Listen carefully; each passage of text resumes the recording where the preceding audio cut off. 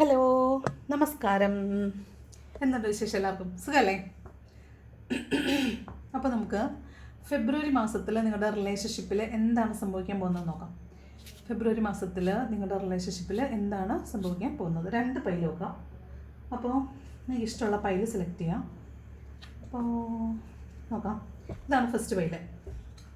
Okay, ഇത് second pile. അപ്പോൾ ഒരു പൈലും ഉള്ളവർക്ക് എന്താണ് ഫെബ്രുവരി മാസത്തിൽ സംഭവിക്കാൻ പോകുന്നതെന്ന് നോക്കാം. എന്നിട്ടൊന്ന് പ്രാർത്ഥിച്ചിട്ട് നിങ്ങളുടെ പൈൽ സെലക്ട് ചെയ്യുക. ഇത് പൈൽ നമ്പർ 1, ഇത് pile number 2. Okay, pile number 1 and pile number 2. Okay, select ചെയ്തെന്ന് തോന്നുന്നു, സെലക്ട് ചെയ്തു എന്ന് വിചാരിക്കുന്നു. അപ്പോൾ പൈൽ നമ്പർ 1 സെലക്ട് ചെയ്തവരുടെ ലൈഫിൽ, റിലേഷൻഷിപ്പിൽ എന്താണ് ഫെബ്രുവരി മാസത്തിൽ സംഭവിക്കുന്നത് നോക്കാം. എന്താണ് പൈൽ നമ്പർ 1 സെലക്ട് ചെയ്തവരുടെ റിലേഷൻഷിപ്പിൽ സംഭവിക്കുന്നത്?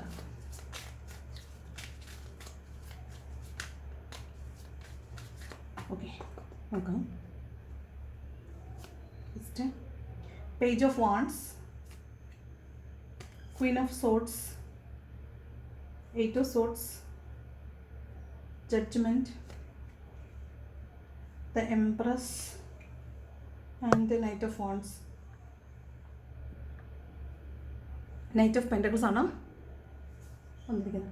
ഇതിൽ എന്താണെന്ന് വെച്ചാൽ, ഇത് ഒരുപാട് നാൾ മുമ്പ് ബ്രേക്കപ്പ് ആയിട്ടുള്ള റിലേഷൻഷിപ്പാണ്. ഒരുപാട് നാളുകളായിട്ട് വെയിറ്റ് ചെയ്യുന്ന റിലേഷൻഷിപ്പാണ്.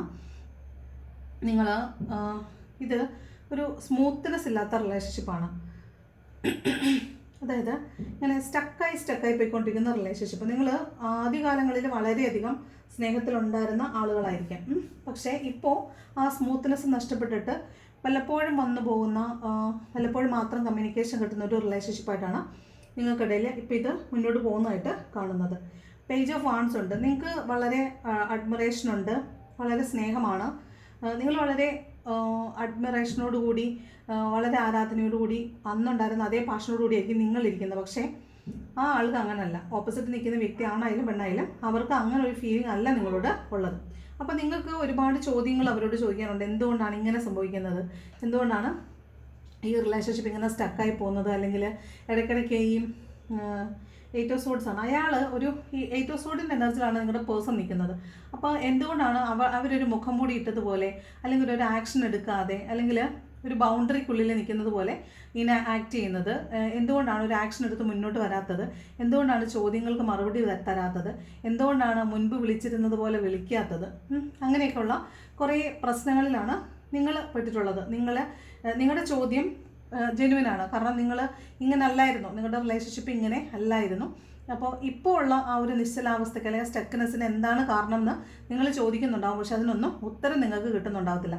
അവിടെ ഒരു സ്റ്റക്നെസ് തന്നെയാണ് ഇപ്പോഴും ഫീൽ ചെയ്യുന്നത്. കാരണം നിങ്ങളുടെ പേഴ്സൺ എന്ന് പറയുന്ന ആൾ ഒരു ബൗണ്ടറിക്കകത്ത് നിൽക്കുന്നു. അയാൾ ഒരു ആക്ഷൻ എടുക്കുന്നില്ല, അയാളൊന്നും കേൾക്കാൻ തയ്യാറല്ല, അയാൾ പ്രതികരിക്കാൻ തയ്യാറല്ല, അയാൾ വിക്റ്റിമായി പോയി എന്നുള്ളൊരു ചിന്താഗതിയിൽ നിൽക്കുന്ന പോലെയാണ് കാണുന്നത്.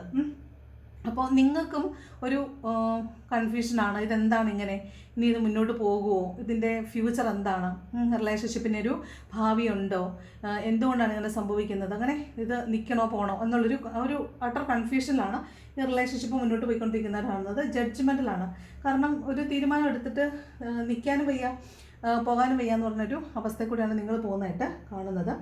നിങ്ങൾ വളരെ ജെന്യുവൻ ആയിട്ടുള്ള ഒരാളായതുകൊണ്ട് നിങ്ങൾ എപ്പോഴും ഇതിൽ ഹോൾഡ് ചെയ്ത് നിൽക്കുന്നുണ്ട്. നിങ്ങൾ വളരെ ആത്മാർത്ഥതയോടുകൂടി തന്നെ ഇതിൽ നിൽക്കുന്നുണ്ട്. പക്ഷേ നിങ്ങൾക്ക് സംശയമുണ്ട് ഇതിനകത്തൊരു തേർഡ് പാർട്ടി സിറ്റുവേഷൻ ഉണ്ടോ എന്നുള്ളത്. അവിടെ വേറൊരു ആളുള്ളത് കൊണ്ടാണോ നിങ്ങളുടെ റിലേഷൻഷിപ്പ് സ്റ്റക്കായി പോകുന്നതെന്നൊരു പേടി നിങ്ങളുടെ ഉള്ളിൽ ഉണ്ട്. നിങ്ങളിത് ചോദിക്കുവാണെങ്കിൽ അവിടെ വഴക്കുകളും ഉണ്ടാകുന്നുണ്ട്. നിങ്ങൾ ഇത്തരത്തിലുള്ള ചോദ്യങ്ങൾ ചോദിക്കുമ്പോൾ അവിടെ ആർഗ്യുമെൻറ്റുകൾ ഉണ്ടാകുന്നുണ്ട്. നിങ്ങളോട് ഭയങ്കരമായ എടുത്തുചാട്ടവും മുൻകോപവും അല്ലെങ്കിൽ അരിശമൊക്കെ നിങ്ങളുടെ ഈ പറഞ്ഞ വ്യക്തി കാണിക്കുന്നുണ്ട്. അപ്പോഴും നിങ്ങൾക്കറിയാം ആ വ്യക്തിക്ക് നിങ്ങളോട് സ്നേഹമാണ്. പക്ഷേ എന്തുകൊണ്ടോ അയാൾ മാറി നിൽക്കുന്നു എന്നാണ്. എന്തുകൊണ്ട് എന്നറിയില്ല, എന്തുകൊണ്ടോ അയാൾ മാറി നിൽക്കുന്നു. അതിൻ്റെ കാരണം നിങ്ങൾക്കിപ്പോഴും അറിയില്ല എന്നുള്ളതാണ്. അപ്പോൾ ഇങ്ങനെയുള്ള ഒരാളുകളാണ് നിങ്ങളെങ്കിൽ, ഈ പൈൽ നമ്പർ 1 സെലക്ട് ചെയ്തവർ ഇങ്ങനെയുള്ള ആളുകളാണെങ്കിൽ, നിങ്ങൾ നൈറ്റ് ഓഫ് പെൻറ്റക്കിൾസ് എനർജിയിലാണ്. നിങ്ങൾക്ക് പതുക്കെ ക്ലാരിറ്റി കിട്ടും.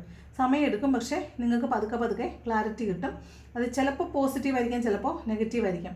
നിൽക്കണോ പോകണോ എന്നുള്ളതിനെക്കുറിച്ച് എന്തായാലും നിങ്ങൾക്കൊരു ക്ലാരിറ്റി കിട്ടും. ഈ ഫെബ്രുവരി മാസം വളരെ ക്രൂഷ്യലാണെന്ന് തന്നെ വിചാരിക്കുക.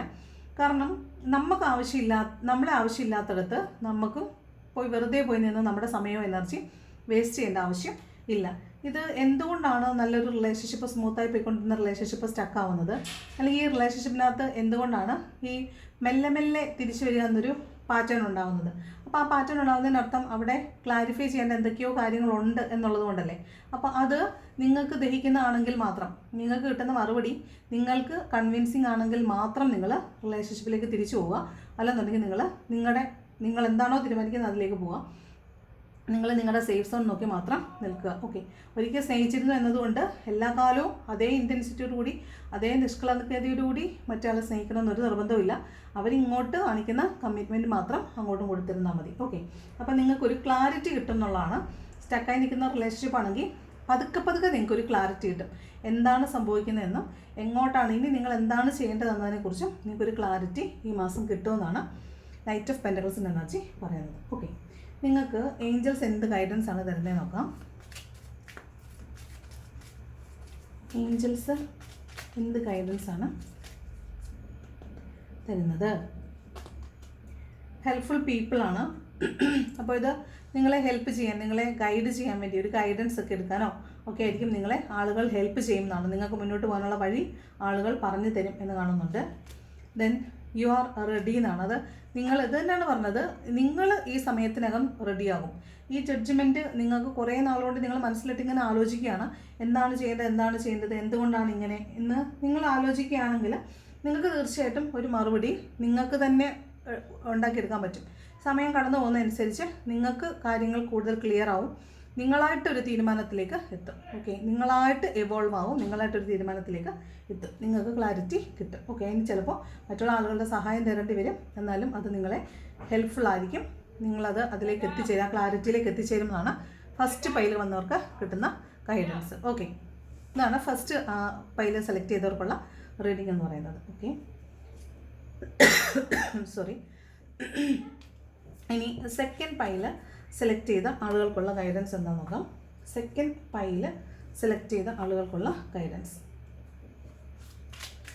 ഇത് ആണ്. സെക്കൻഡ് പൈൽ കേട്ടോ. സെക്കൻഡ് പൈൽ സെലക്ട് ചെയ്ത ആളുകൾക്കുള്ള എന്താണ് ഫെബ്രുവരി മാസത്തിൽ നടക്കാൻ സാധ്യത നോക്കാം. എന്താണ് സെക്കൻഡ് പൈൽ സെലക്ട് ചെയ്ത ആളുകൾക്ക് ഉള്ള ഗൈഡൻസ്, എന്താണ് നിങ്ങളുടെ ലൈഫിൽ ഫെബ്രുവരി മാസത്തിൽ നടക്കാൻ പോകുന്നത്?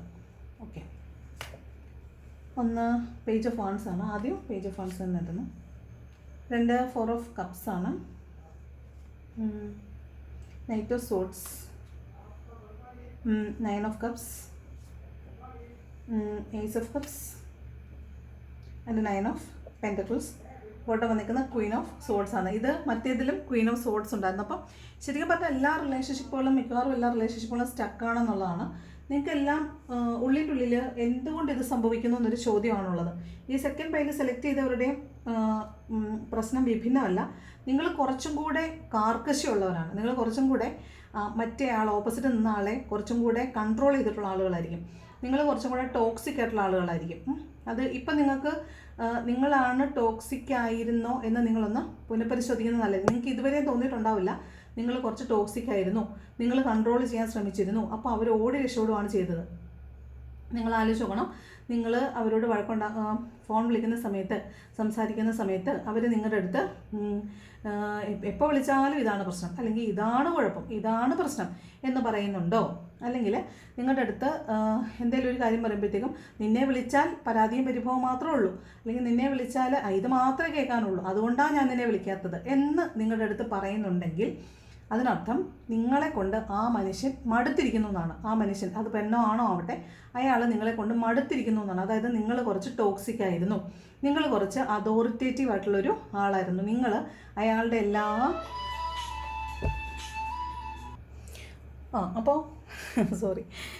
അപ്പോൾ ഇവിടെ എന്താണെന്ന് വെച്ചാൽ നിങ്ങൾ കുറച്ച് ടോക്സിക് ആയിട്ടുള്ള റിലേഷൻഷിപ്പ്, അല്ലെങ്കിൽ നിങ്ങൾ കുറച്ച് ടോക്സിസിറ്റി ഉള്ള ആളുകളായിരുന്നു, നിങ്ങൾ കുറച്ചധികം കൺട്രോൾ ചെയ്യാൻ ശ്രമിച്ചിട്ടുള്ള ആളുകളായിരുന്നു എന്ന് നിങ്ങൾക്കിപ്പോൾ ഈ വീഡിയോ കാണുമ്പോഴെങ്കിലും നിങ്ങളൊന്ന് ആലോചിച്ച് നോക്കണം.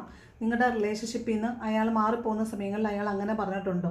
ഉണ്ടെങ്കിൽ നിങ്ങൾ അവരെ നിയന്ത്രിക്കാൻ ശ്രമിച്ചിരുന്നു, നിങ്ങൾ അമിതമായിട്ട് അവരുടെ കാര്യങ്ങളിൽ കൈ കടത്തിയിരുന്നു, അത് അവരുടെ സ്വാതന്ത്ര്യത്തിൽ നിങ്ങൾ കൈവച്ചിരുന്നു, അതുകൊണ്ട് അവർക്കത് ഇഷ്ടപ്പെട്ടിരുന്നില്ല എന്നാണ് അതിൻ്റെ അർത്ഥം. ഓക്കെ, അപ്പോൾ അങ്ങനെയുള്ള റിലേഷൻഷിപ്പ് ഉള്ളവരായിരിക്കാം ഈ സെക്കൻഡ് പേയിൽ സെലക്ട് ചെയ്തവർ.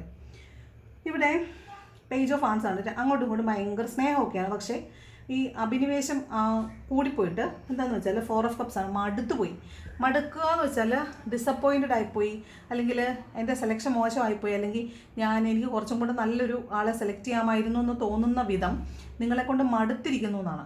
നിങ്ങൾക്ക് ഭയങ്കരമായ സ്നേഹമായിരിക്കും, അഭിനിവേശമായിരിക്കും, ആരാധനയായിരിക്കും, എല്ലാം ആയിരിക്കും. പക്ഷേ അപ്പുറത്ത് നിൽക്കുന്ന ആൾ നിങ്ങളെക്കൊണ്ട് മടുത്തു പോയി എന്നാണ് കാണുന്നത്. 4 ഓഫ് കപ്സിൻ്റെ എനർജിയാണ്. അയാൾ ശരിക്കും ജീവിതം മടുത്ത് ഓടി രക്ഷപ്പെട്ടതാവാനാണ് സാധ്യത.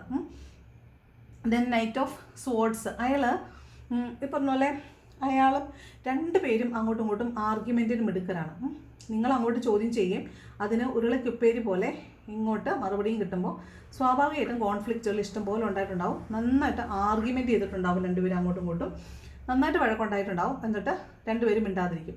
അപ്പോൾ മിണ്ടാതിരിക്കുമ്പോൾ ഉണ്ടാകുന്നൊരു സൈലൻസ്, പിന്നെ അത് നിങ്ങളായിരിക്കും മിക്കവാറും ആ സൈലൻസ് ബ്രേക്ക് ചെയ്ത് പോയിട്ടുള്ളത്. നിങ്ങളായിരിക്കും എപ്പോഴും പോയത് കോംപ്രമൈസ് ചെയ്തിട്ടുണ്ടാവുക. പക്ഷേ അവിടെ പ്രശ്നം എന്താണെന്ന് വെച്ചാൽ ആർഗ്യുമെൻറ്റുകൾ ഉണ്ടാക്കിയിട്ടുള്ള മുറിവുകൾ അവിടെ അവശേഷിച്ചിട്ടുണ്ടാവും.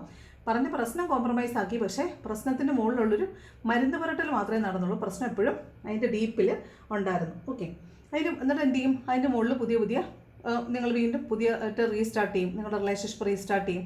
ഒരു ഏസ് ഓഫ് കപ്സ് ഉണ്ട്, വീണ്ടും റീസ്റ്റാർട്ട് ചെയ്യുന്നു. റിലേഷൻഷിപ്പ് ഇങ്ങനെ മുന്നോട്ട് പോകുന്നു. വീണ്ടും ഇതേ കാര്യം വരുന്നു.